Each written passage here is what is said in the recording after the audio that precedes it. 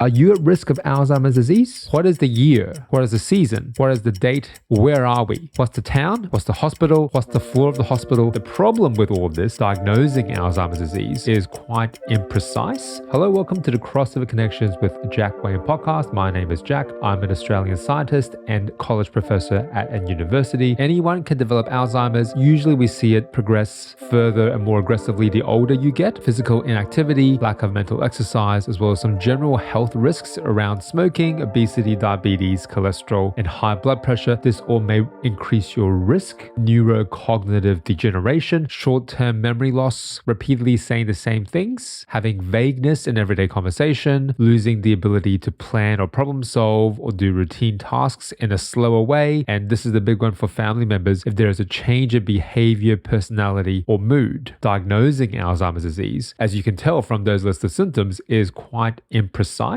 From a behavioral perspective, people could be going through a range of different experiences or maybe have some other mental health issues, and they will have all of these, if not most of these symptoms.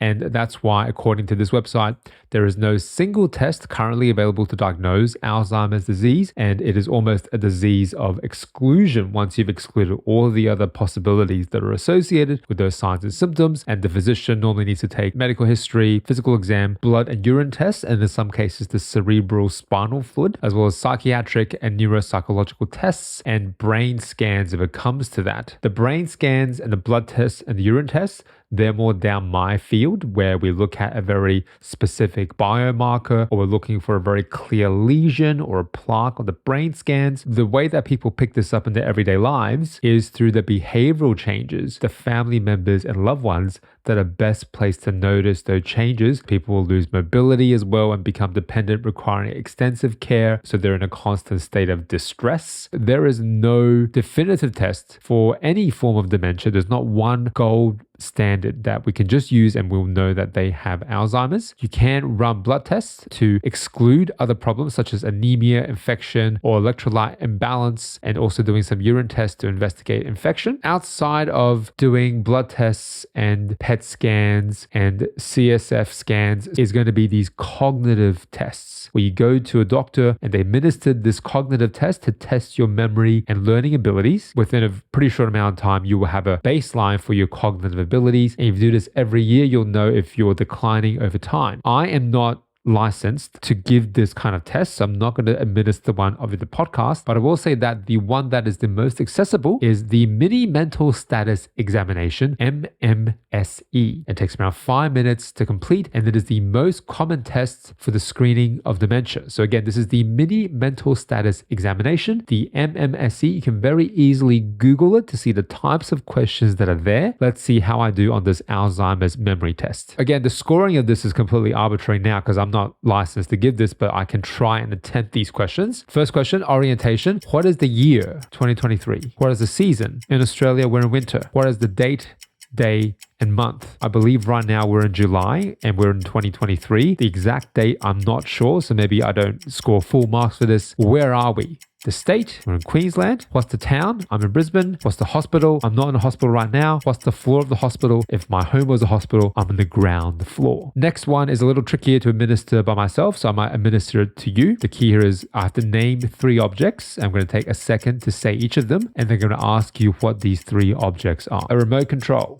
a pocket knife, some earphones. I'm supposed to give you 1 point for each correct answer here. You basically get an unlimited number of goes until you get all 3 objects right. Again, the higher the trials that it takes for you to get those 3 objects, the lower your score. The next one, serial sevens, attention and calculation. You start at 100 and you keep subtracting 7. And you do that 5 times. Unprepped, unrehearsed, 100 minus 7, 93. 93 minus 7, stumped already. 93 minus 7 is 86. 86 minus 7 is 79. 79 minus 7 is 72. 72 minus 7 is 65. For those of you listening on the podcast, you can double check me and leave a comment here to let me know if I screwed any of those calculations up. The alternative is to spell a word backwards, and the word here is the word world. So spelling world backwards. I'm going to try this again without looking at the word on screen. D-L-R-O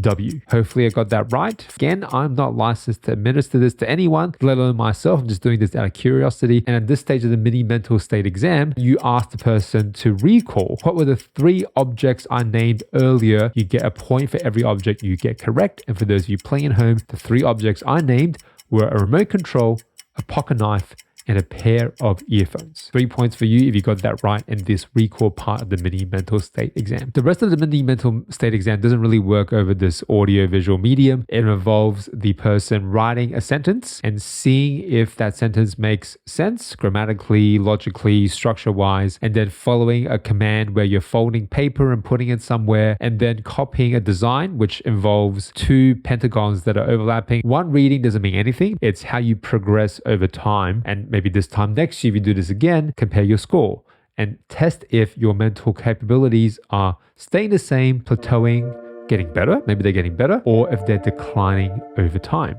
I'm Jack. Hope to connect you again next time around.